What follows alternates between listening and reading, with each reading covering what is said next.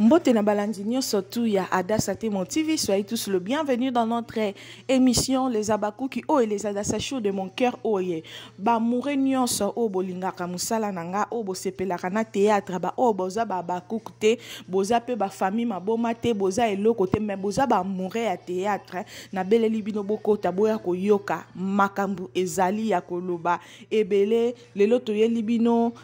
un grand comédien oyo kombo na ye eza Mbata Siala ayena makambo ebele ya koloba sexy la bisalu botala boyoka bino moko tokotia ba commentaire soki asilisi koloba boyoka les abakuko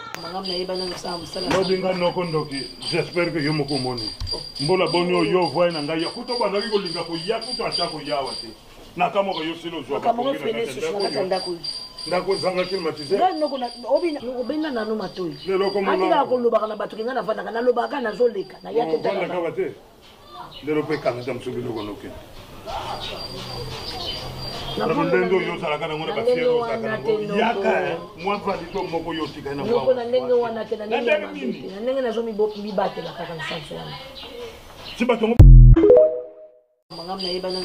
Nodinga noko ndoki j'espère que yo moko moni mbola bonyo yo voix na ngai kuto bana ko linga ko ya kuto ashako yawa te na kama ko yo silo zo kama ko fene so na kanda ko ndako zanga climatisé noko na obina na no matoi lelo ko andika ko loba kana batu kinga na vana kana loba kana zoleka na yake tala kabate lero pe kana tamsubi loko noke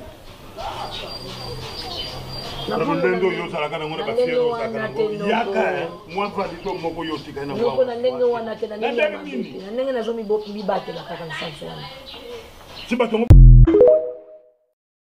wana bomonaki Mbata Siala azo jouer na sila bisalu bekama pomba ya scène mwana 12 ans moto na succès ya sila succès te banda succès na ti lelo azo continuer toujours kosala musala na ye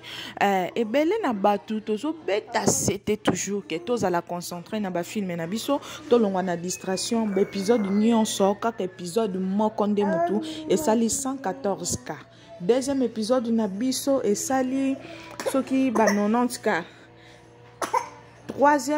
Deuxième épisode na biso esali 90k te kutu bolimbisa esali 80k. Troisième épisode na biso ezana 70k.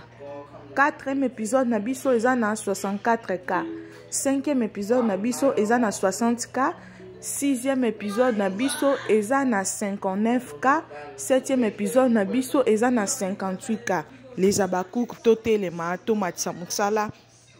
l'épisode nyonso esala ba 100k to longwa na kati ya distraction. En tout cas film o eza kitoko makasi, film o e enseigner mibali lokwa ba sherika e enseigner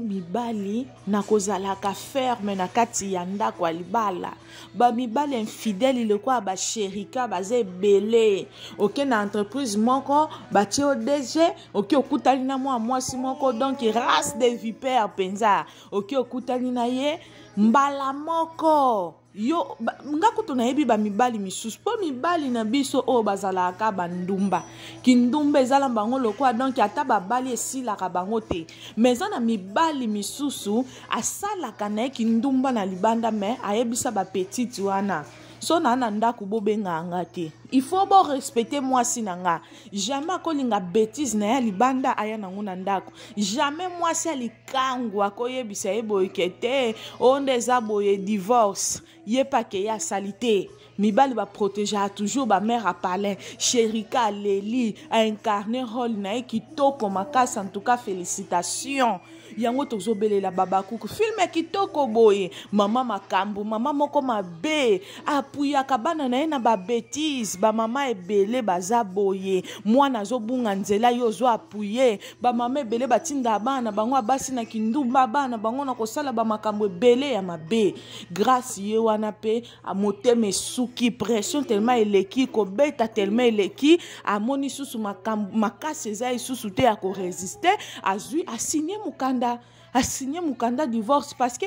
bato bapesa conseil so oswani na mobali no tika kaka c'est bien bon bopesa conseil mais ezala na temps moko donc makambo moto omona na ndako libala akoka suko supporter te makasi eza lisusu te donc akoki lisusu te esengi ka bakabwana mutu na mutu avanda na coin na ye batala nini nzambe a réservé mpona bango soki ezalaki ya ye baozonga na kaka po moko mwa temps ezalaka bien na couple mutu na mutu avandi kuna mais biso tokoma ba blessé de guerre tokangani binemi tosali boye mais divorce tokosigné te